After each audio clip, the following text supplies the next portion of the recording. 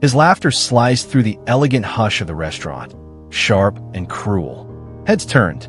Conversations faltered. All eyes began to settle on the table, where a plainly dressed woman sat alone. Her black dress was simple, wrinkled from a long flight, and her hair hung in loose strands around her tired face. She looked out of place in the Sterling Room, a place known for hosting New York's elite, where reputation was measured not just by wealth, but by the flawless way one wore it. At a nearby table, Richard Harrington leaned back in his chair, smug and entertained. A man known for his power in the financial world, and even more for the way he enjoyed cutting people down in public. His voice, loud enough for others to hear, dripped with sarcasm. "Looks like someone got lost on the way to the diner down the street," he chuckled. His companions laughed on cue. The insult landed. That should have been the end of it. Usually it was. But this time, the woman didn't shrink. She didn't pretend not to hear. She didn't look away. Instead, she lifted her eyes and locked onto his with a calm that made the air shift. Her voice, soft but firm, sliced through the tension with quiet force. "Mock me again." Just 3 words. No anger, no fear, just a quiet warning. Richard had no idea who she was. No idea what those 3 words meant. He thought she was just another nobody to step on. But he was about to find out. He had picked the wrong woman. Have you ever judged someone too quickly, only to realize, too late, just how wrong you were? The Sterling Room wasn't just a restaurant. It was a declaration. A sanctuary for the powerful, the polished, the perfectly put together. Crystal chandeliers floated above tables draped in imported linens, casting a warm, flattering glow over the city's elite. Every table was adorned with a single white orchid, its delicate petals mirroring the fragile egos of those who dined beneath them. Here, reputations are not just preserved, they were built, displayed, and worshipped. To enter the Sterling Room was to announce that you belonged, that you had made it, and that made Margaret Walker's entrance all the more jarring. She pushed through the heavy glass doors, drawing curious glances the moment she stepped inside. She wasn't dressed like the others. No designer gown, no statement jewelry, no glossy finish to signal status. Just a simple black dress, comfortable but unremarkable. It hung a little loose on her slender frame, creased and travel-worn from a 20-hour flight straight from Singapore. Her hair, once neatly tied, had begun to rebel, soft wisps framing her tired face. The dark circles under her eyes hinted at sleepless nights and back-to-back meetings. She hadn't even stopped at her hotel. She had come directly from the airport, carrying only a small bag, which she now tucked quietly beside the host's stand. She didn't arrive to be seen. She arrived to be on time. "I believe Antonio is expecting me," she said softly. The host raised an eyebrow, taking her in with a glance that barely hid his skepticism. In a place where appearance meant everything, Margaret looked like an outlier. To many, she was already dismissed. But while others saw a woman out of place, Margaret wasn't here to prove anything. She didn't care about impressing anyone. She had chosen comfort over presentation, and that silent choice would soon challenge every assumption in the room. At the center of the Sterling Room sat Richard Harrington, a man whose name carried weight in Manhattan's most elite circles. He wore his power like a tailored suit, which, incidentally, he had in abundance. Tonight's was charcoal gray, custom-made in Savile Row, paired with a watch worth more than most people's annual salary.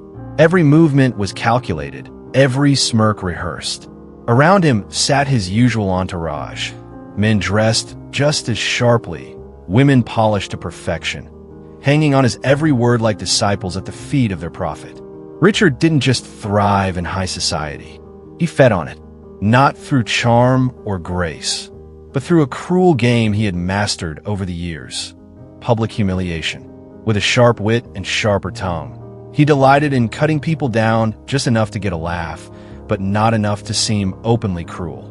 It was always delivered with a smile, always just light enough for others to laugh along without feeling guilty. The nervous waiter, the confused tourist, the retail clerk who stumbled over her words. Each one had been a trophy in Richard's growing collection. And now, his attention had shifted to Margaret. He spotted her across the room as the host led her to her table. His gaze flicked over her plain black dress, her tired face, the worn edges of her shoes. To him, she didn't belong here, and that was all the invitation he needed. He leaned back, lifted his wine glass, and with just enough volume to ensure half the room could hear, he said, well, looks like someone got lost on the way to the diner down the street. His companions burst into knowing laughter.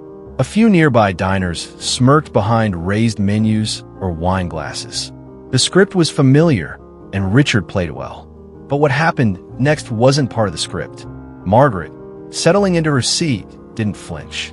She didn't laugh it off or pretend she hadn't heard.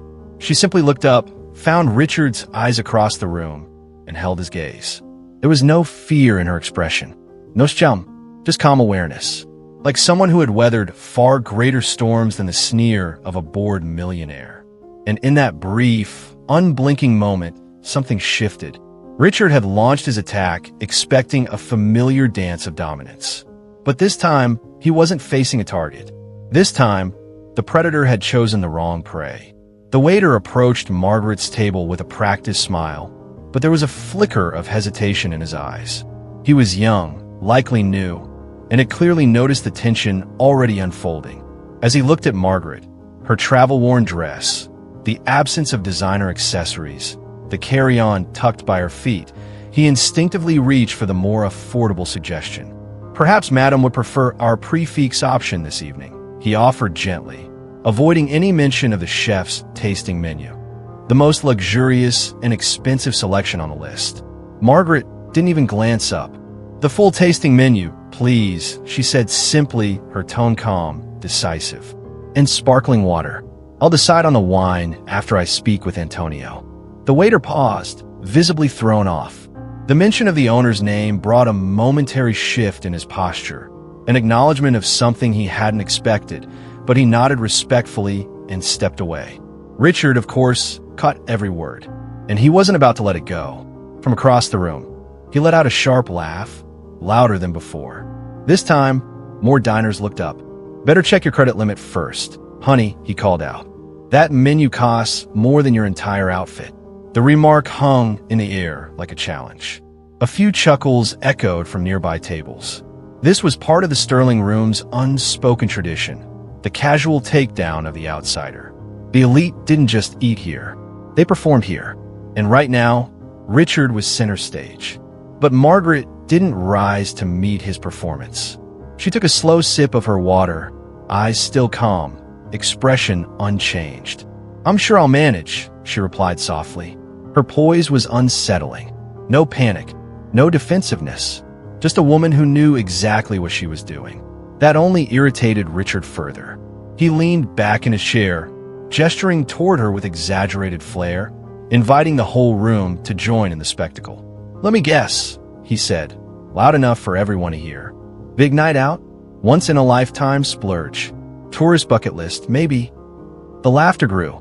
His companions leaned in, enjoying the show. This was what Richard loved. Dominance disguised as humor. Cruelty served with a smile. But Margaret didn't bite. She placed her napkin gently on her lap, adjusted it with deliberate care, and replied with just 2 words. Just hungry. That was it. But somehow that answer cut deeper than anything Richard had said. Around them, the room grew quieter. Some diners still smiled, but others were beginning to watch with a different kind of interest, not in Richard's performance, but in the woman who refused to play along. The room had taken on a new kind of stillness. Conversations dimmed, wine glasses were set down without sipping, and more than a few phones tilted subtly toward Margaret's table, just in case this turned into something worth capturing. Richard, sensing that he had full command of the room, rose from his chair with calculated grace. Wine glass in hand, he sauntered over to Margaret's table, his smile wide and false. He leaned in slightly, just enough to make the intrusion feel personal. I'm just trying to save you from embarrassment, he said, voice laced with faux concern. This place has standards, you know. Doesn't it feel a bit aspirational for someone like you? The words landed hard. A few diners chuckled nervously. Others shifted uncomfortably. The weight of his arrogance pressed against the walls of the restaurant. Margaret didn't move. She looked up at him slowly, eyes steady, lips calm. Someone like me? She repeated. There was no edge in her voice, no defensiveness, just quiet curiosity. Her tone wasn't confrontational. It was analytical, like she was examining something under glass. Then she asked, simply, "And you're the arbiter of quality?" A subtle shift occurred. In her voice, in her posture, in the atmosphere itself. The exhaustion that had clung to her like a second skin seemed to fall away. Her shoulders straightened. Her eyes, moments ago dulled by fatigue, now carried a piercing clarity. It was as if the woman Richard had been mocking had disappeared, and someone else entirely had taken her place. Richard blinked, momentarily caught off guard, but not enough to stop. He turned to the surrounding tables, giving a half shrug as if to say, "Can you believe this?" "I don't need to be," he replied smugly. Quality announces itself. Just like he waved a hand to her direction. Its opposite. A few quiet laughs followed, but they were less certain now. The lines were starting to blur. The charm in his cruelty had begun to crack.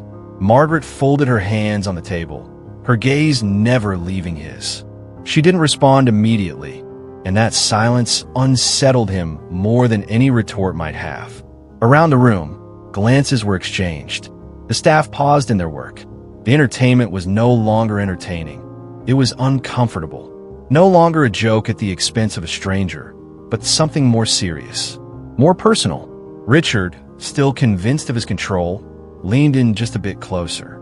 "I'm doing you a favor," he said. "Places like this eat little strays like you alive." But this time, before he could finish, Margaret spoke. Her voice was low, but it carried. "Why don't you, Mr. Harrington?" She said his name, clearly, deliberately. The effect was immediate. The room seemed to stop breathing, and for the first time that night, Richard didn't have a comeback. Richard stood there, still holding his wine glass like a prop, his smirk beginning to falter. He had spent years perfecting this act, finding the perfect target, delivering the perfect jab, soaking in the validation of a room that always seemed eager to laugh along. But tonight was different. He opened his mouth to fire another shot, to finish what he started, when Margaret's voice cut cleanly through the tension. "Is public humiliation always your opening move?" she asked, her tone calm but unmistakably firm. "Or am I getting special treatment tonight?" The words landed with a silence louder than anything Richard had said all night. Every fork froze. Every glass hovered midair. Even the background music seemed to fade, as if the entire restaurant was now tuned into a single frequency, hers. Richard blinked. His smile, once so confident, now hung awkwardly on his face. This wasn't going the way he had planned. Margaret kept her gaze locked on him, unflinching. She wasn't raising her voice. She didn't need to. There was something in her tone that commanded attention.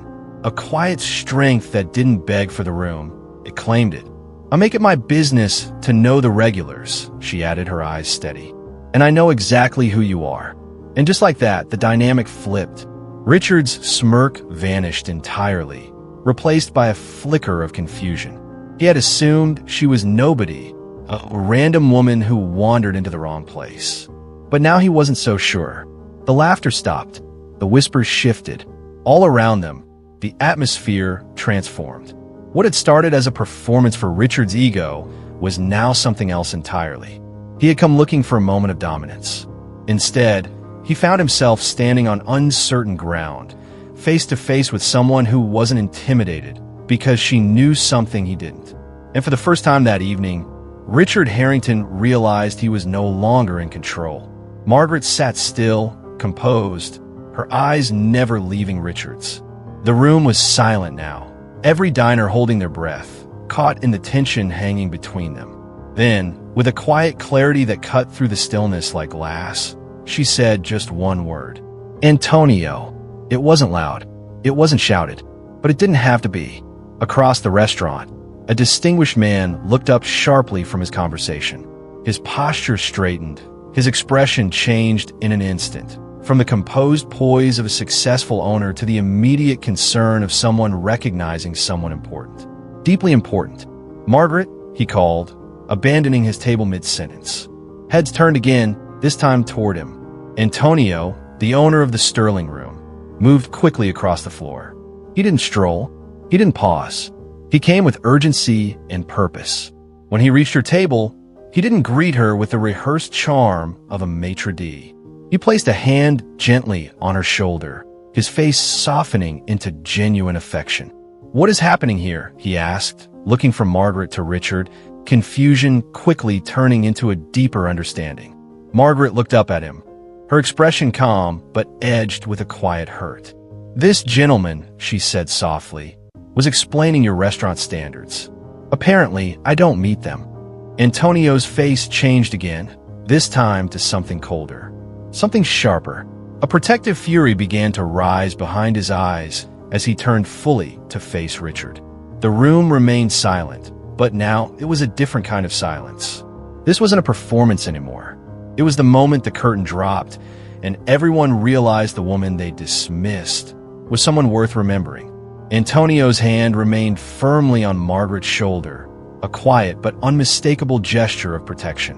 His eyes locked onto Richard's with a calm, simmering fury that didn't need to be loud to be felt.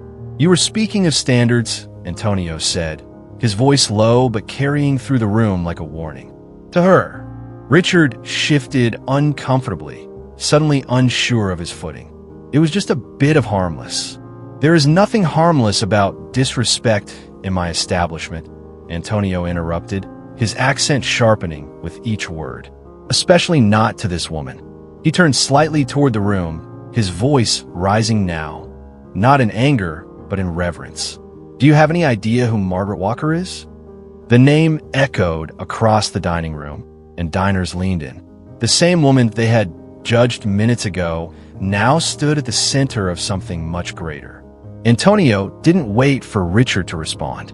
He didn't need to. "This woman," he said, "helped my children get through college.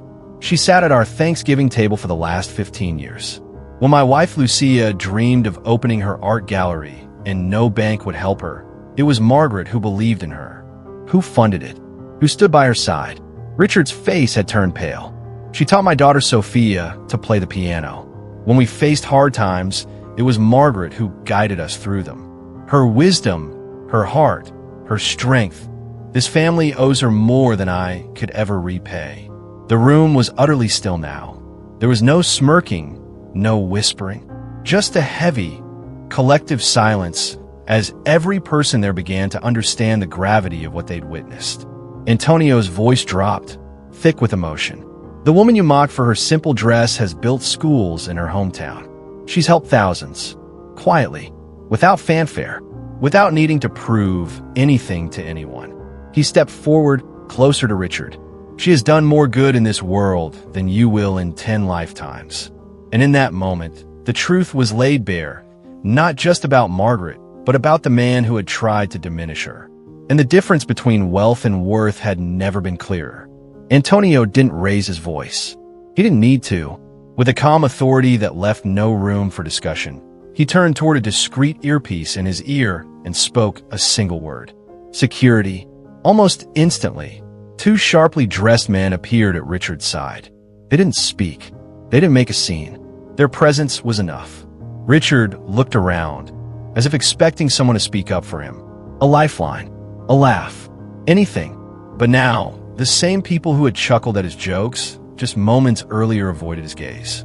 They shifted in their seats, looked down at their plates, suddenly embarrassed by their own silence. Antonio stood tall, his voice firm and measured. "Mr. Harrington is no longer welcome at the Sterling Room," he said clearly, so that every person in the restaurant could hear, "nor at any establishment in my family's network." Richard stammered, "You can't be serious." "I can," Antonio said without hesitation. "And I am. This place isn't just a restaurant. It's my family's legacy. And in my family, we know the difference between wealth and worth." Then, without even looking at Richard again, he added one final instruction to his staff. "Through the kitchen. He doesn't deserve to use our front door." And just like that, the once proud Richard Harrington, the man who measured his power by how many people he could belittle, was led away, not in glory, but through the back corridors of the very place he once ruled. The laughter had stopped. The room was quiet now, not because it had to be, but because everyone knew they'd just witnessed something they wouldn't forget. As the doors to the kitchen swung shut behind Richard, the energy in the Sterling room slowly shifted. The tension dissolved, replaced by a hum of realization. Conversations didn't resume right away.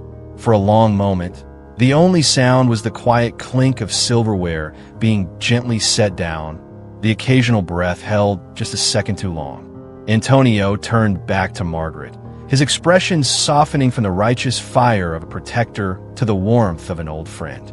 "Forgive me," he said gently, taking her hands in his.